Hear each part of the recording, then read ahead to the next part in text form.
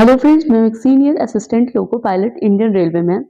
आज के वीडियो में मैं बताना चाहूँगी वो 4 गलतियाँ जो अक्सर लोग एग्ज़ाम्स में करते हैं, ख़ास करके ऑनलाइन एग्ज़ाम्स में। क्योंकि आप लोगों के अभी एग्ज़ाम सामने है जो 25 नवंबर से स्टार्ट हो रही है और आप लोग वहाँ पे जाके वो गलतियाँ ना करें, क्योंकि बहुत सारे स्टूडेंट ऐसे होते हैं जो एक ही जैसे होते हैं पढ़ने में, उसके बावजूद कुछ स्टूडेंट सिलेक्शन ले लेते हैं और कुछ नहीं ले पाते हैं।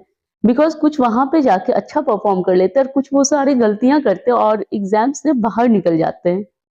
चलिए इससे पहले बात करना चाहेंगे टेक्स्ट बुक के टेस्ट सीरीज़ के बारे में।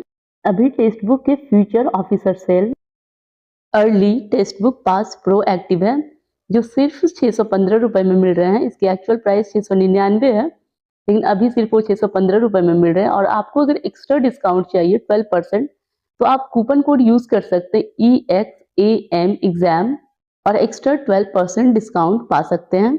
SSC CGL के 254 PYP previous year paper, 931 mock test, SSC GD के 217 previous year paper, 902 mock test updated pattern पर मिलेंगे। इसके अलावा ऑल ओवर इंडिया के मोस्टली जितने भी एग्जाम्स है सारे के आपको टेस्ट सीरीज इतने ही प्राइस में, मतलब सारे के टेस्ट सीरीज आपको मिल जाएंगे। Full length test, sectional test, chapter wise test इसमें रहेंगे। इसके अलावा बहुत सारे प्रीवियस ईयर पेपर्स भी रहेंगे एग्जाम्स के। अभी रेलवे की बहुत सारी वैकेंसीज और एग्जाम सामने, railway NTPC, ALP, JEE, railway के RPF, SI, ग्रुप डी, सारे के लिए बहुत ही बेटर टेस्ट सीरीज इसमें मिलेंगे। लिंक मैं डिस्क्रिप्शन में डाल दूंगी, या जहां से भी आप टेक्स्ट बुक के ऐप पे भी जाके इसको परचेज कर सकते हैं। देखिए वीडियो में डिस्कस करना चाहते हैं वो 4 गलतियां जो हम लोग एग्जाम्स में करते हैं, खास करके वो गलतियां मोस्टली 70 to 80% स्टूडेंट तो करते ही हैं। उसमें जो सबसे पहले गलती करते हैं, जो ऑनलाइन टेस्ट होते हैं, ऑनलाइन जो एग्जाम होते हैं, जैसे ही एग्जाम्स स्टार्ट होते हैं तो क्या होता है कि सबके पेपर, मतलब जो क्वेश्चंस होते हैं, किसी का कुछ क्वेश्चंस मतलब होते हैं पहले, किसी के इजी क्वेश्चंस होते हैं, किसी के टफ क्वेश्चंस होते हैं, वो रैंडम किसी का कुछ भी होता है।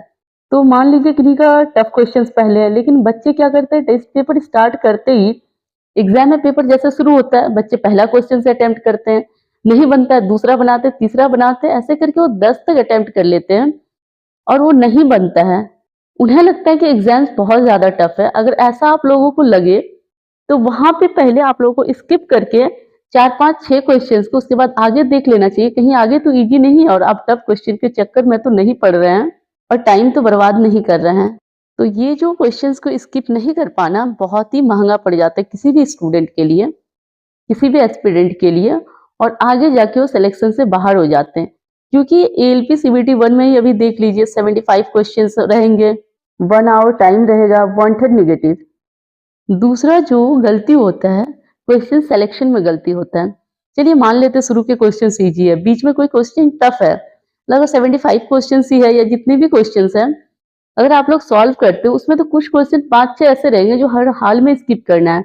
और अगर आप लोग वो बनाने लगते हो और वो भी पहली टाइम में, उसमें आप लोगों का टाइम भी बर्बाद हो जाता है और वो क्वेश्चंस बनते नहीं हैं और एक फ्रस्ट्रेशन लेवल भी हाई हो जाता है, जिससे आगे जो भी आप क्वेश्चन बनाओगे उसका इफेक्ट जो होता है दूसरे क्वेश्चंस पे दिखता है। तो अगर ऐसे क्वेश्चंस को आप लोग स्किप कर लेते हो तो बहुत ही अच्छा होता है, जिससे आपके सिलेक्शन के चांसेस इतनी ही तैयारी में बढ़ जाती है। तीसरी जो गलती मुझे लगता है बच्चे करते हैं, अभी ये सोच लीजिए एप्टीट्यूड, रीजनिंग और जीके जीएस के क्वेश्चन है, बच्चे तो एप्टीट्यूड और रीजनिंग बनाने के बाद, सॉल्व करने के बाद उसमें टिक करते हैं, लेकिन जैसे ही उसका जीके या जीएस, जनरल नॉलेज या जनरल साइंस के क्वेश्चन आते हैं, उसमें जो जानते हैं वो तो टिक कर लेते हैं, लेकिन कुछ कुछ क्या बहुत सारे ऐसे क्वेश्चंस का आंसर टिक कर देते हैं जो सिर्फ अनुमान के आधार पर। और जब आपके पास 1/3, अभी ALP में 1/3 नेगेटिव है और आप उसको मतलब अटेम्प्ट कर लेते हो, तो उससे तो आपके पॉजिटिव मार्क्स तो आएंगे नहीं, उसके साथ आप 1/3 नेगेटिव कर लेते हो। 1 नंबर तो आप उसमें अगर सही बनाते हो तो 1 मार्क्स लाओगे, और अगर नेगेटिव करते हो तो आपको 1.33 का नुकसान है, मतलब 0.33 आपके नेगेटिव में कट जाएंगे। तो आपको जीके जीएस में सतर्क रहने की जरूरत है। आपको अगर लग रहा है सिर्फ अनुभव के आधार पर कि ये लग रहा है यही होगा, आपको आंसर नहीं पता है फीलिंग्स के, तो वैसा क्वेश्चंस को मतलब नहीं लगाएं। निगेटिव करने से अच्छा आप उसको स्किप कर दें।